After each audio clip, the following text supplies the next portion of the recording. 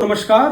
पूरे दुनिया में जो इस समय चल रहा है वो सब लोग हम देख ही रहे हैं। कई मोर्चों पे अशांति की स्थिति है। वास्तविकता तो यह है कि पिछले करीब 6 साल से, जब से वो कोविड का दुष्प्रभाव आगमन शुरू हुआ इस दुनिया में, उसके बाद कहीं भी शांति रही नहीं है और जीवन में बड़ी अस्थिरता, अनिश्चितता, अशांति की स्थिति बन गई है।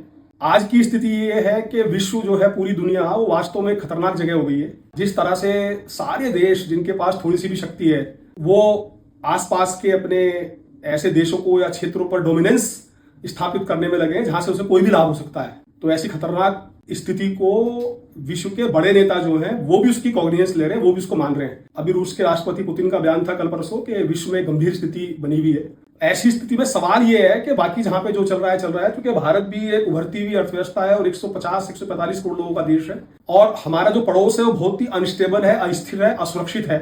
और हमारा इतिहास ऐसा रहा है कि पूर्व में भी हमने कई सारे युद्ध झेले, अपने ऊपर आक्रमण झेले हैं और 1000 साल का इतिहास भी अगर हम देखें तो हमारे ऊपर बहुत सारे बारंबार आक्रमण हुए हैं। तो हमें इस बारे में और ज्यादा सचेत रहना होगा। किसी सुरक्षा विशेषज्ञ के नाते नहीं, मैं तो एक आम नागरिक, आम भारतीय, आम शहरी के नाते अपनी बात कहना चाहता हूं और आम लोगों के लिए कहना चाहता हूं कि ऐसी स्थिति में जो हमारा एक अप्रोच होना चाहिए वो क्या होना चाहिए और किस तरह से हमारी तैयारियां चल रही हैं।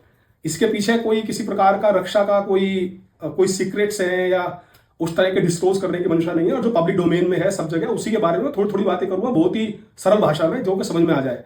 हम लोग भी ये तैयारियां पूरी कर रहे हैं और उसकी आवश्यकता भी है। जैसे आपने सुना होगा, इजराइल के पास आयरन डोम है, अमेरिका गोल्डन डोम बनाने की कोशिश कर रहा है। तो हम लोगों ने भी, एक आपने सुना होगा, प्रधानमंत्री जी ने जो 15 अगस्त को पिछले साल स्पीच दिया था लाल किले से, उसमें उन्होंने जिक्र किया था सुदर्शन चक्र। तो ये भारत का जो सुदर्शन चक्र होगा, ये एक ऐसी छतरी होगी जो कि भारतवर्ष में स्थित जो मिलिट्री के हमारे ठिकाने हैं महत्वपूर्ण, जो हमारे न्यूक्लियर ठिकाने हैं, जो हमारे रिसर्च के ठिकाने हैं, डीआरडीओ या उनकी लैब्स, जो हमारे भारत सरकार के या स्टेट गवर्नमेंट के महत्वपूर्ण प्रतिष्ठान हैं, जो बड़े शहर हैं, उनको पूरा ढकेगा, उनको पूरा कवर करेगा। और किस प्रकार से अगर कोई हमला होता है, क्योंकि आजकल जो आने वाले समय में जिस तरह से युद्ध की स्थिति बन रही है उसमें इलेक्ट्रॉनिक वारफेयर बहुत ज्यादा हो रहा है और मिसाइल्स का, ड्रोन का इस्तेमाल बहुत ज्यादा हो रहा है। तो हम लोग भी बहुत सारी मिसाइलें, short range, medium range, long range, वो सारी बना रहे हैं और एक इस तरह की छतरी एक अपने ऊपर हम लोग बनाएंगे और वो उसमें ड्रोन्स भी शामिल होंगे, मिसाइल्स भी शामिल होंगे।